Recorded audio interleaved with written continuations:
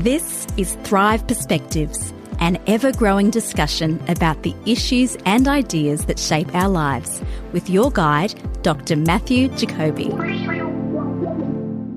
morning, Connell. Good morning, Matt. Bit of a windy old morning out there this morning. I was coming in the driveway and there's tree branches everywhere. And it was crazy. It is the end of, well, it's actually spring, isn't it? So I need some rain for my tanks. Water tanks. We need some rain for our grass as well. But anyway, not important things really, are they, Matt? No, that's right. Welcome, listeners. Great to have you with us for Thrive Perspectives. And I don't know whether you were tuned into the last episode, but we had a really interesting discussion as we talked about faith and doubt and how that feeds into our lives and how we reconcile the doubts that we do have or the doubts that others even raise for us in context of our faith. And we laid a great foundation, I think, for that conversation, Matt and Connell, but it'd be good this time. There's been a few conversations going on in between us, and even just this morning before we began this podcast, it'd be great to talk about some of the practicalities of that, how that actually outworks in our lives, because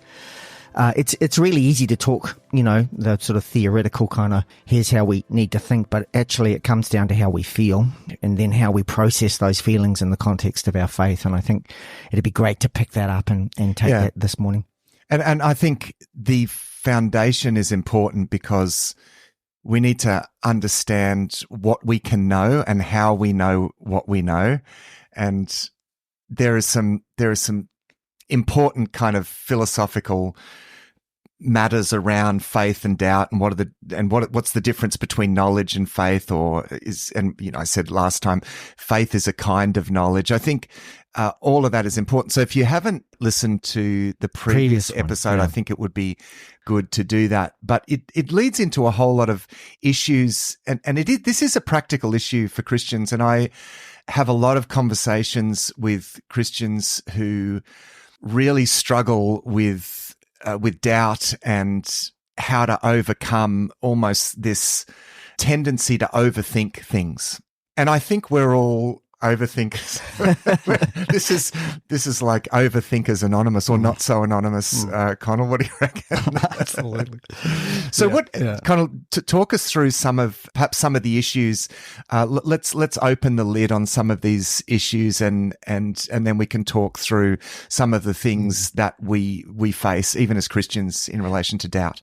This whole question of doubt sort of really is an important one to me because as a bit of an overthinker, it's kind of defined much of my Christian journey, really. Once I started to question everything and really seeking to know God from I guess some sort of sense of real confidence that he's real and he really is who he says he is. Because there's always this sense of stepping out in faith, but then there's this little bit of doubt that stops you from doing that. And, there's a sense of that I can't actually progress in my faith unless I keep working through these doubts that keep coming up all the time. Yeah. And so I'm always looking at doubt, the question of doubt, and trying to overcome it because I want to move forward in my faith. Yeah. And that's kind of how I've tended to walk the journey. And I have walked through it, quite deeply as I have pushed into that and really questioned things and really deconstructed my faith to a point where I wasn't really believing at all anymore in the existence of God. And I think through that journey, I was earnestly seeking God more than anything else, but yet still couldn't have that confidence that I wanted. And I think what we talked about last time in the last episode, it was oriented towards the idea of evidence and scientific knowledge and different ways of knowing, which is good because it's looking at it certainly from outside of the faith. How do you at least even start to think about the possibility that God is actually a reasonable proposition to start with? And I think a lot of us as Christians will ask those questions, but I was thinking about it and thinking, well, where does that actually originate from? And a lot of it, I think, originates from, well, let's just think about the Christians are actually seeking God. They are actually wanting God to be. They're not like looking at it from the outside, trying to find reasons not to believe. From a Christian perspective in doubt, you're trying to believe and wanting God to be real, but yet you're struggling. So that's where it's coming from. But where is it ultimately coming from? And it's this sort of sense maybe of disappointment in God, that he's not how you think he should be. Or, we talk a lot about our faith is based on a relationship with God, but what if I'm not feeling any kind of relationship with God? What if when I sit down and read the Bible, it just bores me to tears? Yeah. What when I come and pray, I'm praying into emptiness, and that's my whole experience of God. And then when I come to church or associate with other Christians, everybody talks about how great God is in their life, the relationship that they have with God, and so on. What am I supposed to feel? That just makes it worse, doesn't it? And I know in my journey, when I was going through and saying, look, I'm sick of feeling like this and starting to question it, the more that I spoke to other Christians and really got beneath the surface, I could see that they were still struggling with a lot of these same things. And so that's what I think it would be really good to talk through, because I think this is something that a lot of people are struggling with. Yeah, it is. Let's get down to the real raw honesty. What do we do if we feel like God isn't part of major decisions that we've got to make in our life? What happens if he's silent? What happens if his presence isn't obvious in our life? Yeah. And I think a lot of it comes from, if I've got a friendship, or even think about as a father and a child. Imagine a child screaming out in pain for their father, and the father is absent and doesn't come. You're going to start to doubt whether the father even loves you. And I think we transfer that into our concept of relationship with God. Yeah. Yeah. You raise questions that aren't talked about enough, Connell. And this is an area that I think we're afraid to talk about and look in the face sometimes, because the very nature of it is, if we don't have a good enough explanation. I mean, a lot of this sits outside rational explanation to some extent, but there are some things we can say about this. And a good way to begin is just to connect this with some of the elements of what we were talking about last time, just to create that connection, because all of that groundwork is not just about, smart philosophical stuff. It actually is analyzing the way that we think now. There's a very famous recent book called A Secular Age by a Canadian philosopher called Charles Taylor. And he asked the question, how is it now that we have that experience, where the experience of like doubting, is God really there? And yet there was a time going back 500 years ago when that question was never really raised. People still struggled with, does God care about me, or why is God absent? Or there were those sorts of issues that you mentioned there with the, the child screaming out and, they would maybe reason, well, maybe God is against me, or it was all about the relational dynamics, but there was never any question that there was a spiritual world and there was a God, or that question doesn't seem to arise in people's minds. And Charles Taylor raises the question how we got to a point where actually as a cultural thing, it's almost normal now. Is that even believers, and I think this is a very insightful thing that he talks about in that book. He says, even for believers, Christians, and he's a Catholic, Charles Taylor, he said it's a different experience believing now with our cultural background, with the way that we think, because we're sort of plagued by this perspective that creates this question, this fundamental question of, is God even there? Or, and so he analyzes that. And basically it comes back to, and this is where I'll connect to what we talked about last week. It comes back to this sense in which we set ourselves off from reality. And this is it's a kind of psychological thing that we do, that I've described as a kind of God. It's an expression of a kind of God complex. Now, I use God complex to describe the essence of the human predicament.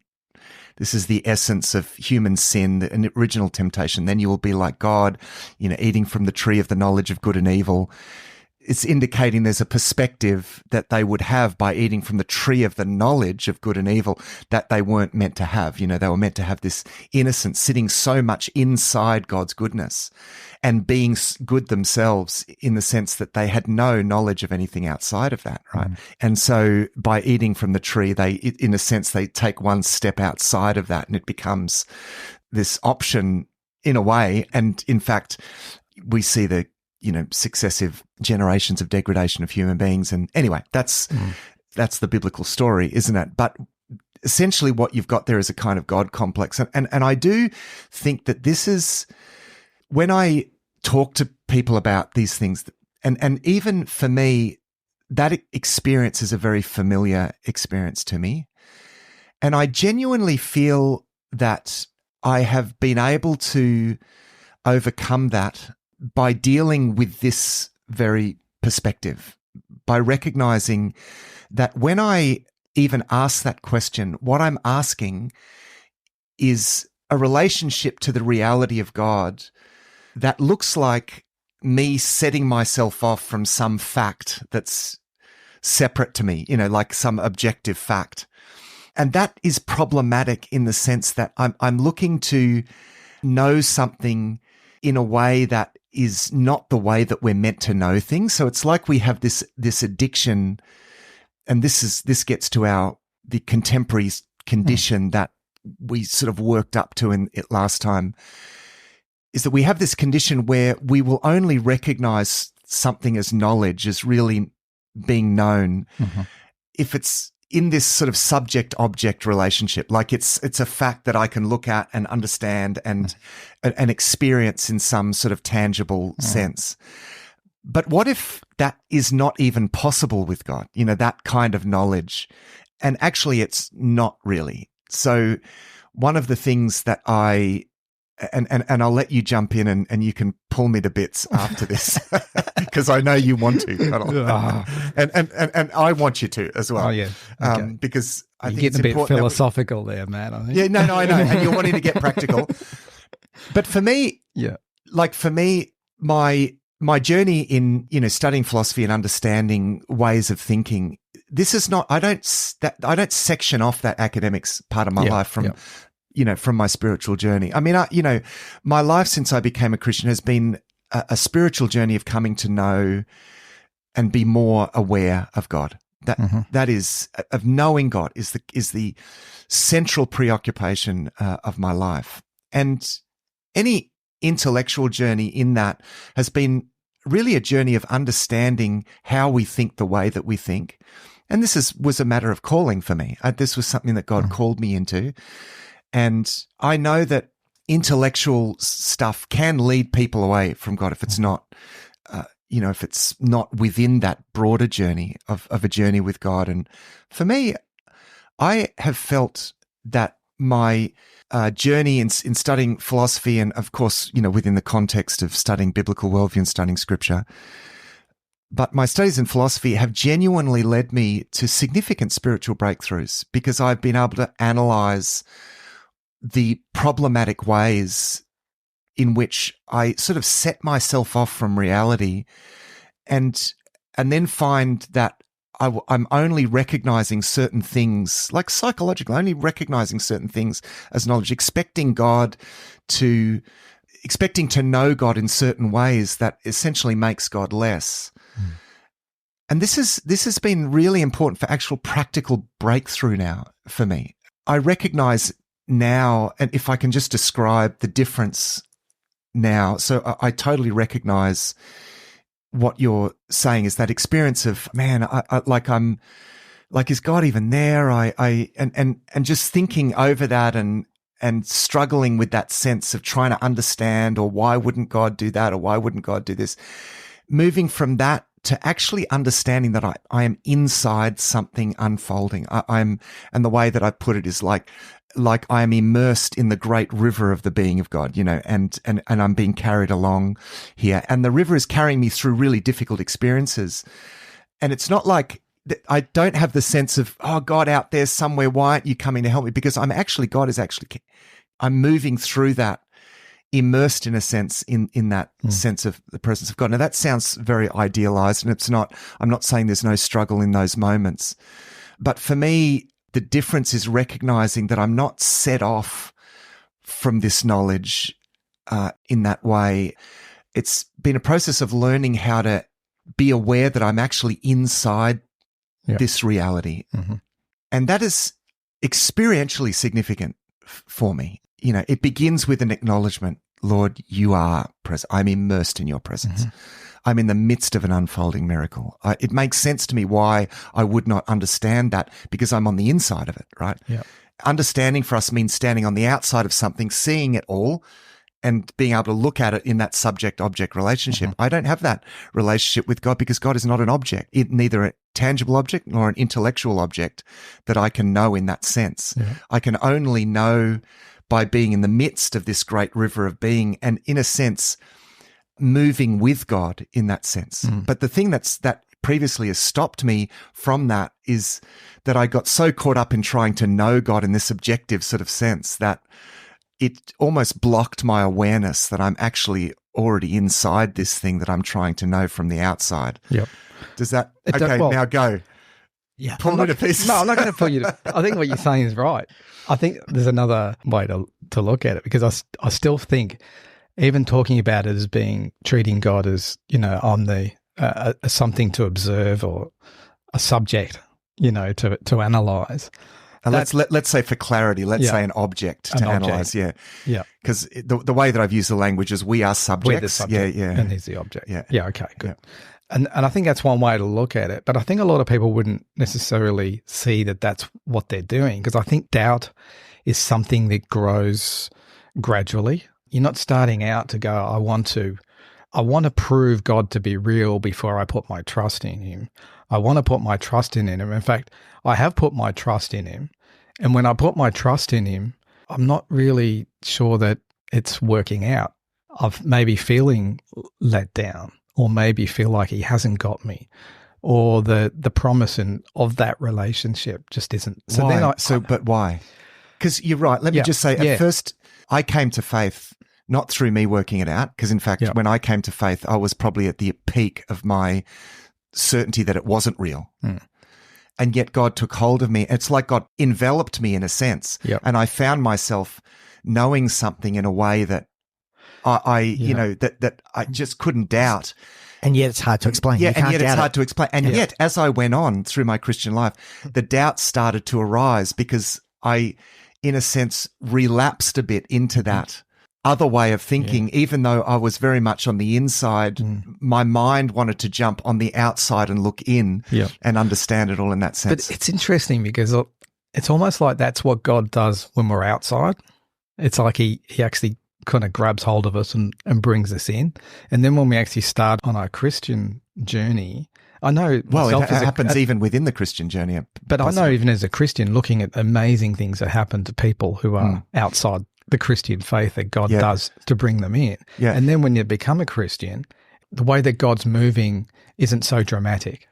You know, it starts to become harder to that's see right. So and find the original movement can be a dramatic movement. It was reasonably dramatic for me because I had no Christian background, but it's not it won't be for my kids, for example. I think that, well, it might be for some of them. Anyway, let's not go into that. But, you know, if you're brought up in that and you come to faith gradually, that can be a dramatic thing. But yeah, maybe it is for a lot of people, it is that desire for that dramatic experience. But it's also where the way that God works shifts gears. Because if you're outside and maybe not even looking for him in any serious way, he kind of picks us up and gives us a revelation of himself that really moves us closer to him. Then once we've sort of put our faith in him, become a Christian, starting to work on the journey, what God's trying to do with us now is something different. He's trying to deepen our roots. He's trying to get us to seek him, to really kind of lean into really seeking, to really learning and understanding. And also he's doing a work within us. He's trying to change us now, refine us. and change us from and it's a who very we gentle are. and constant thing. Yeah, as opposed to dramatic experiences. That's right, of getting us in. You know, we talk about the dramatic experience. From God's point of view, there isn't anything more dramatic, I don't think, than rescuing someone, even if it doesn't feel like, to us, an amazing experience. So I think sometimes, again, we're putting all these things, feelings, experiences, in the context of our human nature. Yeah, that's right. From God's point of view, it's like there isn't anything bigger he could do than grab you from wherever you are and put you inside, you know, in terms of saving that's right. And that's what you're saying, is that, you know, some of us have had that initial big experience of that change, but what then? You know, and you can keep seeking after those big experiences. Now, the problem with that is that the theory of big experiences does move somewhat against the grain of actually what God wants to do, because what I think God wants to move us towards is a depth and a constancy of life in him, where it unfolds in such a normal and rhythmic way that, you know, it's like our breathing. When we breathe normally, we don't notice the air, but if all the oxygen was sucked out of this room, we would be begging for air. And then if the room was then filled with air again, we'd be, then we'd be so thankful. But then, you know, we would just get back to normal and we'd stop noticing the air, right? Now, the reality of God is so immanent and so constant. We're immersed in this great river of the presence of God. It flows. It's the life within us. It's the source of our being, our consciousness. And so it's easy for us then to not notice that. You know, like I've said before, it's like a fish in the ocean. So where is the ocean? When in fact, you know, the ocean is inside and outside the fish. So the problem with the search for big experiences is that it does move against this sense of constancy. And because God is so great and so constant and wants to be so constant, that the big experience, if anything, big experiences indicate that there's probably a problem, perhaps. So think about, it's almost like this Jonah moment, you know. Well, I reckon the biggest experience in Jonah's life was being swallowed by a whale and spat out again. That's a big experience. But let's not celebrate that, because Jonah had that experience because he was running away from God, right? That was the big experience, was the thing that brought him back. And the way that I've illustrated it before, it's like thinking, and I've used this illustration of this great river that we're part of. And in this sense, it's this, great infinite river of God's presence. But let's imagine it like there's banks. And of course, you can't push these metaphors too far. But let's say there's these banks and you wade into the river up to your waist, but you still don't want to let go of your foothold, right? God's calling us to be completely flow with the river, but you're standing there. Yes, I believe I've had that, you know, and there's a lot of, because the river is flowing against you, you know, there's a lot of froth and bubble, and because the river's trying to draw you into its flow, right? And so as long as you're digging in your heels, there's that, you know, you feel that resistance, and then you might let go and you realize the difference. You know, it's this great release. Oh, I don't feel this reality, like I'm somehow in tension with reality anymore. And you have this moment of difference, but then you're just flowing. And then the big experience is gone. But should we wish for that same experience again? But tell me, what does a big experience look like for you? I don't want to go down too much the rabbit hole, the big experience, because I even think that's in contrast. What I'm trying to do there is contrast that we often have those big experiences when we first come to faith. Yeah. And I guess what I'm saying is, I don't necessarily need the big experience, but just to be able to set aside some time, come before God in prayer, and have some sort of sense that is there. So what you're really saying, what are you asking for? So what you're really saying is there was a sense of, at the moment you came to faith, there was no doubt that God was there. You really knew, but the minute you did, now all the questions. Well, it's not even as abrupt as that, because I know what it's like. To experience the presence of God. So I'm not saying that you become a Christian and then that's it, there's nothing. My life is anchored by real encounters, tangible, real encounters with God. I know what it's like to sit in the presence of God. I know what that's like. And in between them, because I know what it's like, gotcha. I'm seeking God, I don't need a big experience. I don't need a light to light up the room and, But are you still there? But I just want to feel something, sometimes I just want a hug, or I just want to know, or when I pray, just every now and again, just give me a little something to go, that's good. Yeah. That's all good. I'm looking for. I get you. Yeah. And you get those periods of dryness, as we call them, where there's just nothing. And it's like, it's so discouraging. And what I find is through those dry periods, even those big experiences that anchor and they do anchor it, because I keep coming back to them and looking at them and go, but I know God worked there. I know he did that. I know he worked. So those things are anchors. But in those long periods of dryness, doubt starts to creep in, and you start to actually doubt those experiences too. You start to question, did I make it up? Can I just jump in here for 1 second? Because I think that's something I learned probably about 15 years ago, was the importance of those, what I call spiritual markers. That sense of, let's put a rock here to remember this is what God did at this moment, because I found exactly the same thing. Then you'll go 6 or 7 years. And I can actually remember going soon after we moved to Australia. We moved my family from New Zealand to Australia. I went to my pastor at the time and said, I feel like God's just abandoned me. I felt like I was obedient. I've come here and I feel like God's as far away as he's ever been in my life. What on earth's going on here? And that was the moment where I realized I needed to have, and I think that's great that you've articulated that, these spiritual markers, we need to mark those things. And even from a biblical point of view, we see times where God says, make a mound of rocks here, so you remember this is the time God did that big thing, for want of a better word. Yeah, because I think those things are important, but I also think, the whole of the biblical narrative is filled with what I think I'm trying to articulate here. Because it's, and this is where I think in kind of our culture, I'm not sure if it's always been this way, through history, but certainly in our culture and church culture, I think we gloss over the fact that the actual picture that's painted in the Bible is one of God being at times close to his people,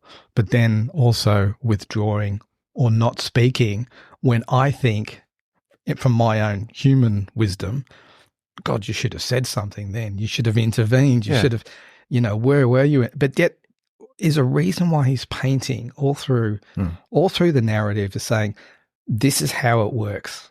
The current culture, we paint a picture of God as a person, and we treat God's relationship with us like a human relationship. So we personify or humanize all of those words without realizing that they're only kind of rough estimations of what they are, that kind of helpful but also unhelpful in other ways. Because if we view God, the relationship with God, for example, through a human lens, we think, what would I do if someone's my friend? How would I treat them?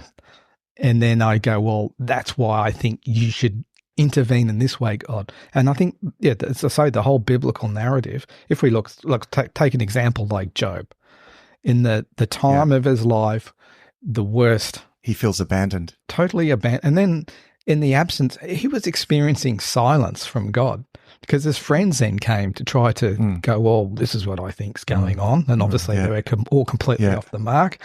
Where was God? He was silent through all of that, through unimaginable pain and suffering. And there's a reason those stories are in there, because they demonstrate what the relationship is actually meant to be like. So if you're experiencing that dryness or sense of God being distant, don't be surprised.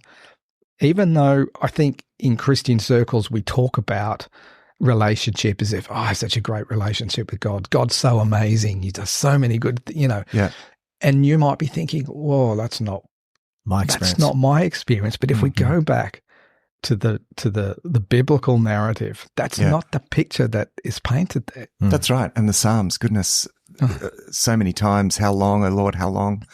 Will you reject? They feel rejected. They feel forsaken. It's interesting to note that they don't ever doubt that God's there. So it's slightly different. So going back to what I said, the issue for them is that they feel forsaken by God, or the sense that there's such a deep assumption that God is there, that doesn't seem to be in question. It's more, why isn't God interacting with me? I wonder about that though, because how quickly did they then abandon belief in God and then change their belief to a different God? Exactly. So it's almost like, well, that God's not working. So their fundamental, that's where I think their fundamental worldview is different to ours today. Yeah, that's right. And so they would often adopt belief in gods that were more tangible, a little bit, gods that you could interact with a bit more. But to me, that's doubt. Temptation. They doubted the God. Yeah, that's right. Yeah, that they had been revealed to them. That's their version of that. Yeah, that's right. Their version of it. And then they've created an alternative instead. Yeah, that's right. Yeah. And so, that experience of the absence of God, it was often an experience of God not doing anything, or that I'm in this situation, God's not changing that situation. And one of the things in the Psalms actually is that some of the greatest and most important sort of moments of connection with God actually happen before anything changes. Mm-hmm. So there's a sense of coming to faith. Psalm 27, for example, is a famous example. One thing I ask, this is what I seek, that I may dwell in the house of the Lord all the days of my life. And there's this sense of celebration there's this expression of faith in the midst of a very difficult circumstance. Or another one is Psalm 73, where in the midst of a very difficult circumstance and the psalmist feeling abandoned by God, God's not doing anything to change my circumstance. And yet there's a moment of profound connection there with God. Now they access that through the process of complaint and interaction with God. And there are some Psalms, like with Psalm 88, where it's not recorded that they do have any great, experience. And I mean, now we know that Job does in the end, that God speaks powerfully to him, but God lets him sit in that space for quite some time. And he lets the process of complaint and all of that unfold. And somehow that's important. I mean, the fact that we have it in the Psalms, which are the great picture of what faith looks like from the inside. This is the book of prayer and worship and praise, right? And yet we have all of these expressions of struggle and people crying out to God, and why aren't you doing anything, and why have you forsaken me? And that process is important, because through that they are grappling with that, and they're appealing to God's promise. But God, you promised, and you said you would always be with us. And what you see through that process is faith actually being exercised. And remember, we're saying faith is a kind of knowledge. It's a decision. Yeah. It's a decision to say, no, I'm stepping into this. This is something I'm stepping into. Faith is essentially stepping into that step. And it does change things. Yeah. So what you see there is, even before the circumstances change, they've exercised this faith, and it involves all of that process of struggle. And so they don't disengage from the struggle. So they're the opposite to faith in that circumstance is disengaging from the struggle and saying, he's not interested in us anymore. And there are expressions of that. So for example, in oracles of Jeremiah and Ezekiel, they accuse the people of basically giving up on God, saying, well, God never turned up, so we just, he doesn't see, he doesn't care. Or at least hedging their bets. Hedging their bets. So we'll just, we'll take $1 each way. Yeah, we'll rely on foreign alliances and other gods and whatever. But faith is actually leaning in and saying, no, God, but you are committed. You are committed to me, and you are. And so the struggle there is very real. Now, I have learned to engage that struggle. And there have been times in my life where I've been close to that disengagement, or probably have disengaged actually. And, that's in a sense, doubt in the wrong kind of sense. There's a struggle that we can engage with that can go in the right direction. That is the struggle of faith. And I think faith is a struggle at times. But it can also go the wrong direction, where we disengage. There's a doubt that disengages and said, it's not, it's not. And I've experienced both those things at times. Now, you said before that, there are these dry seasons, when God is not doing anything. One of the things that I've recognized is that I am actually always in the midst of something that's happening. There is something happening. It's just that I'm not perhaps aware of that, and certainly, I'm being, and again, the way that I've illustrated, for lack of a better way to explain this, is like, the river flows into a very difficult place, like rapids, and I'm being hit against the rock. And what are you doing, God?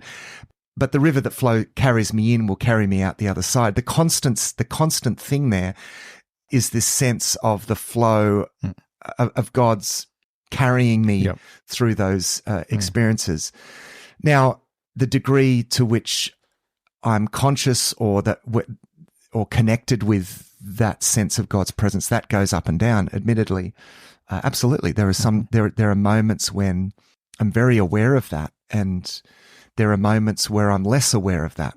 But whether I'm aware or not aware of it, it's still an unfolding reality that I'm in the midst of it. Like even my very consciousness is a byproduct of the reality of God, in a sense. Even the fact that I'm thinking about it, or even the fact that I'm struggling, is exercising God-given capacities in a perpetual sense. So for those capacities to come out in us, and I think this is where the struggle comes from, as you say, like when I look at the sort of evolution of my development of my faith, I can see how those struggles are probably probably more than initially, probably half of my Christian walk has been to disengage. After my initial response is to press in harder and harder and get angry, frustrated, anxious, because if God's not there, then what else? And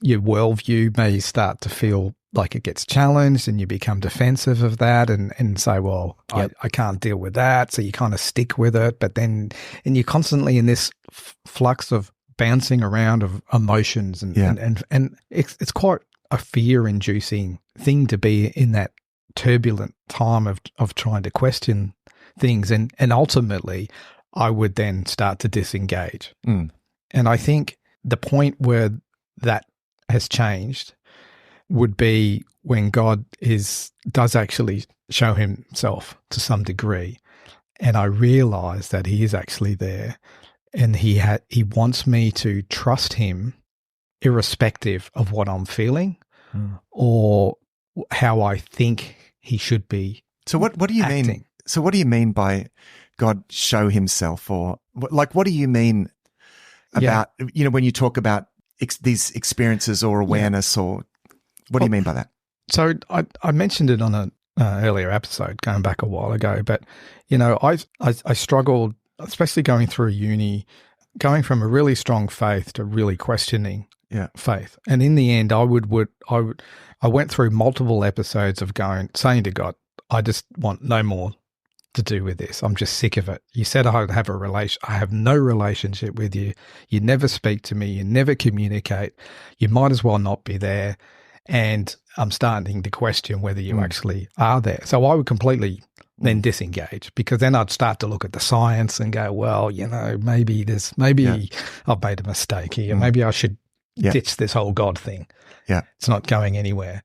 And then, but because I like to think about things and I look at it from the other way, I realize I'm starting to end up in a really irrational, absurd space that my worldview completely falls. If I thought it was bad before, now it's even worse. It's like, so I kind of come crawling back to God and go, just show me again, I'll give you another chance. And he doesn't. And then I fall away again and disengage. And there's this cycle of constantly coming back to God saying, just I'll give you another chance to show yourself to me, And he didn't. And the thing that I went through quite a long period of time where I was totally disengaged.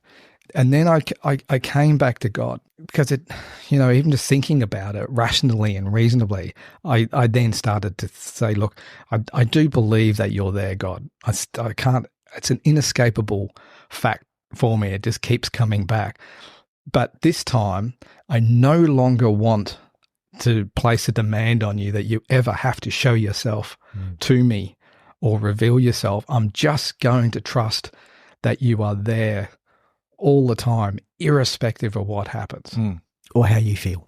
And I made that, I came before God on my own in my bedroom, and that was the commitment that I made to God at that point. Yeah. And because I have nothing else to go to, it's only you, God. And you don't have to make sense, but that's the rock that I'm going to stand on.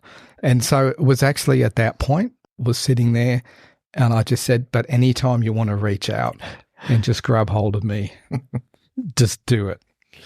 And at that moment, that was the most powerful moment I've ever had of God, like physically His presence, like literally the light just like it just felt like I was in a light tunnel opening up, running through my body, the shaking, the sense of God's presence was just profound. God revealed something to me about the urgency of, there's a sense of urgency that people are not seeking God when they should be. And this means that I had this picture of people, all my neighbors, all sitting in their house in front of the TV, no interest in God whatsoever. Yeah. And the tangible presence of God to me at that moment was so intense, there was no doubt left in me at all, and just panic, because it was like, this is all real.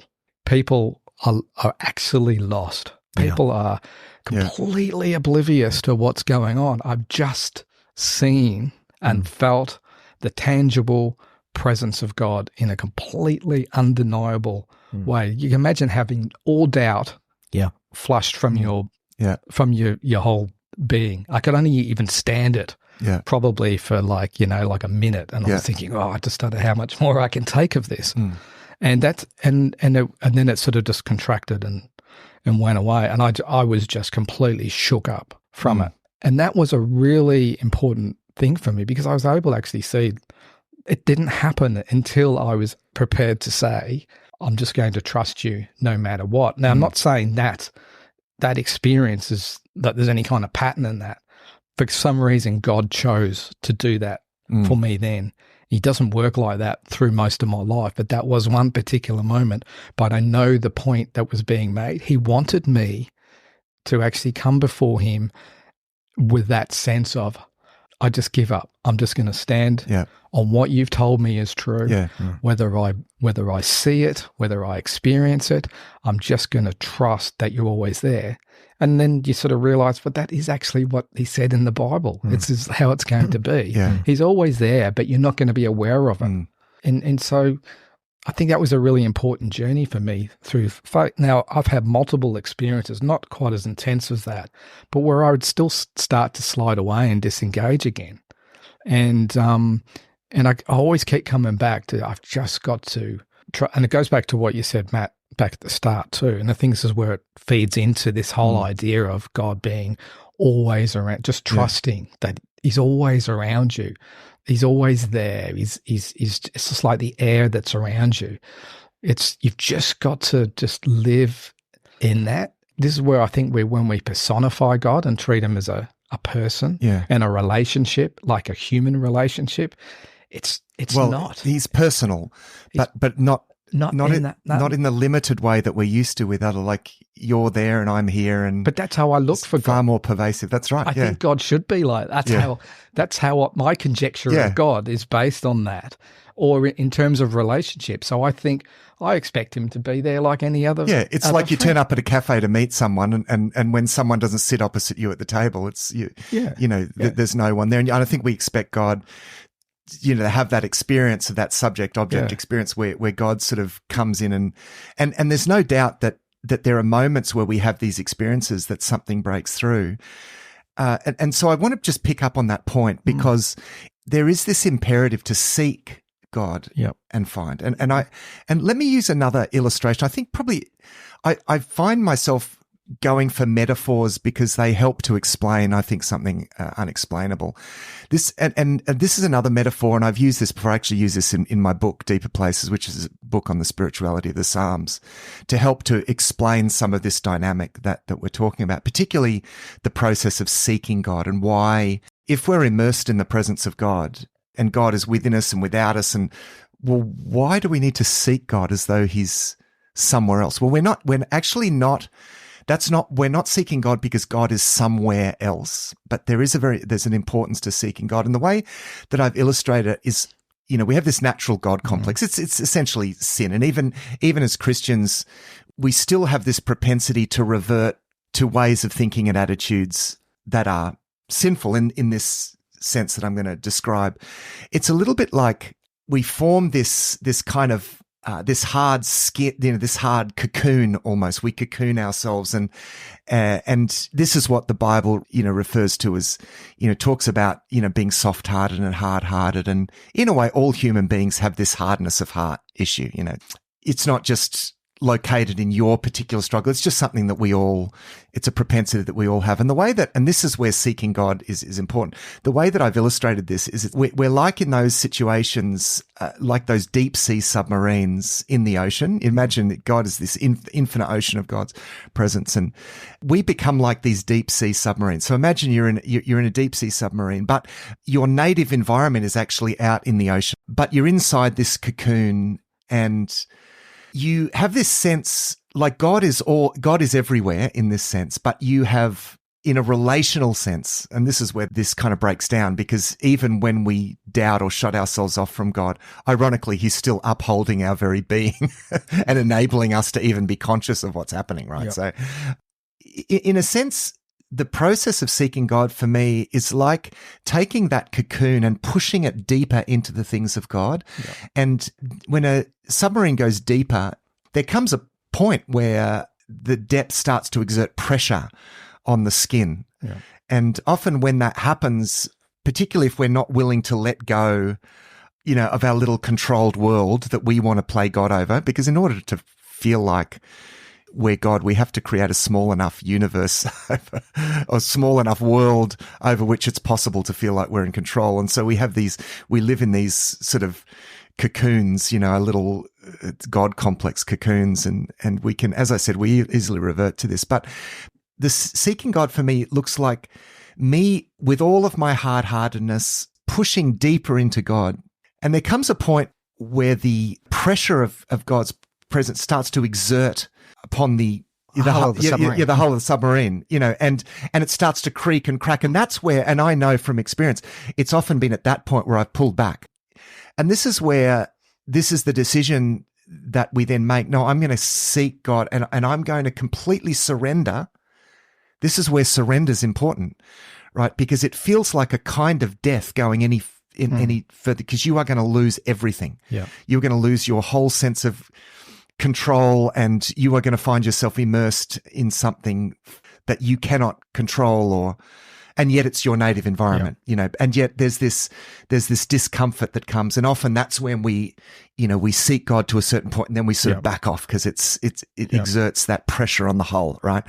But for me, often those sorts of experiences that you describe are when I push and I keep seeking God and I push deeper and the hole cracks and I get this spray, right? Mm-hmm. Because previously it's like I believe God is out there, but it feels remote from me. Even though I'm immersed in God, it's still a bit out there somewhere. Just like if you're in a submarine, you are surrounded by the ocean, but you're not experientially connected with it, really.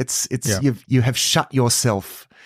And those first moments where God starts to crack that hull, and through the cracks, think of those submarine movies where the bolts start to crack and fly out and the water starts to spray. It's like, it's like, oh my goodness, it's real, right? And because you're getting sprayed with this cold this water, that's the beginnings of what this is like. And that's the point at which we need to recognize that and completely surrender. Yeah. And because what God wants to do is to break away that, to break away that God comes to break away that hull.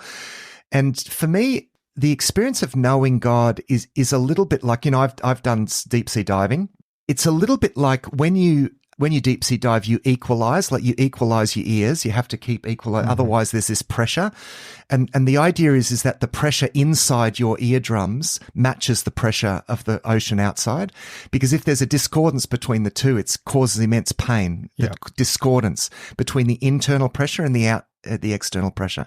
That's what's going on in a submarine when it goes, because the pressure outside the submarine is so much greater than the pressure inside the submarine, and it wants to break it open. And so deep sea fish are almost jelly-like. They're able to, exist in that high pressure environment. And, we are made to live in the presence of God. And to me, the initial experience of breaking that open, I find myself feeling it's like this immense pressure, and yet I am floating weightlessly. There's a weightlessness because I've completely surrendered to this vast, infinite reality of God in which I'm immersed. It's flooded into me. And so the internal pressure is matching the external pressure, and but it creates this sense of weightlessness, and I'm in this native environment, which is I'm made to live in the presence of God, but I have, but then again, I have this propensity to want to take back control, and so I grow back the. That to me is the external pressure. I think there's two things there. God wants us to. I hope that illustration, by the way, is helpful. Let me go this way with it, because I think God wants us to actually drop the submarine down deeper. Yeah. Okay.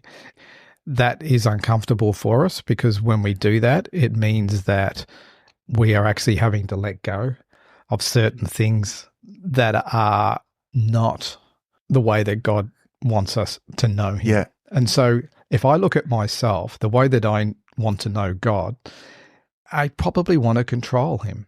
Yeah. I do think I want to control my interaction with God, and I have a picture in my mind of what a good, healthy relationship with God and who God should be in my life should look like. And I'm pretty confident that isn't the picture that God has. God actually, in the relationship that He has with me, is unlike any human relationship. Yeah. Because He actually needs to do a work in me over my lifetime of taking me through the refiner's fire to turn me into the person that He actually wants me to be. Yeah. And so that all has to be broken. Yeah. And so the idea of actually going deeper in God, I may like it as a concept, but as a practical application, it's good. No, we don't really like want it. to go That's there. the thing. Yeah. And I think this is a really good point, because I think a lot of what we've talked about today is talked about, how you think in how our minds work and thinking about things differently. But, how we feel, unfortunately, most of the time, our feelings take priority over our thoughts. Yeah. And so we discount what we should be thinking based on how we're feeling, and yet Scripture says in Romans 12:2, do not conform to this world through the renewing of your mind, so that you would know, not your heart or your feelings, but through your mind. And I think this is a challenge in a lot of the conversation we've had so far, is I think we're talking about a lot of things that we actually have to intentionally think about. And I think that's absolutely true. Although that's not to intellectualize. No.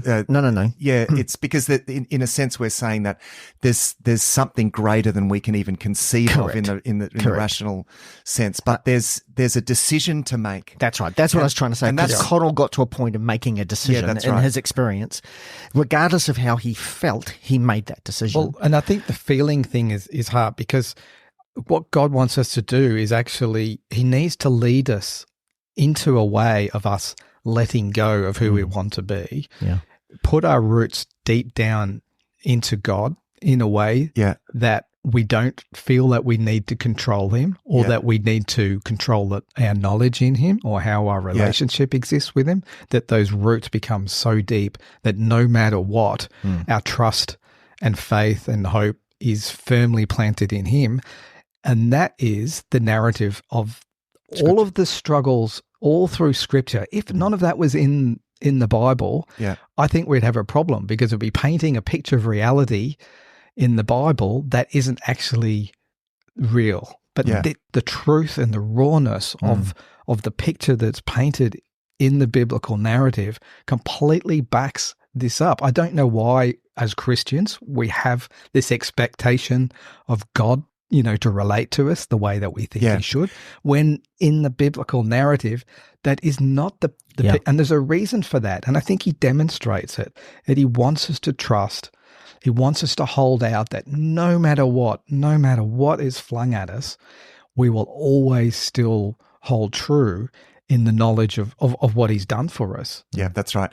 So just to ground this as we close, the important thing in all of those many examples of people struggling and this, where are you, God? And there's always this movement of faith. Faith is a struggle. It's almost a kind of death pang. And this brings us back to the central good news of Jesus Christ. That is, there is this sense that we have created these autonomous, independent selves, cocooned in our little, our own little universes and sort of cut off from God.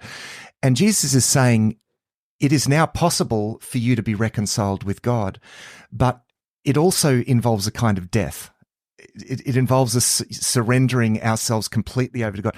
It involves the death of our independent or autonomous selves so that we can re-find ourselves in God. We in Him, He in us. And there's that moment or that struggle of faith to let go of everything else. Faith involves this relinquishment of everything that is not God, everything that we've trusted into or held on to, and this absolute surrender to God. So you see this in Job. I mean, there's this high point in Job, where he says, though he slay me, yet I will trust him. Let's just recognize that's there in the book of Job. You see that in the Psalms, all of the appeals.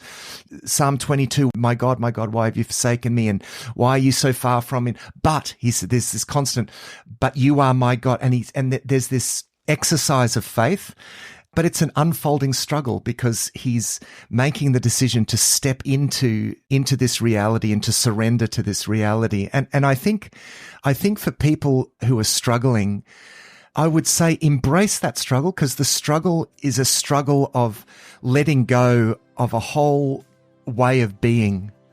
Keep moving towards that moment of faith surrender. You will know God, but it will be nothing like anything you imagined. It will be vaster. It will be so much greater. It'll be so much more constant. It'll be probably less sensational than you imagined it to be. It won't be about emotions. It'll be way, way bigger than that. Why? Because God is way greater than that. Because God is infinite and eternal, and we are immersed in His presence. And to know God is a kind of death to that independent, autonomous self, an immersion in the reality of God.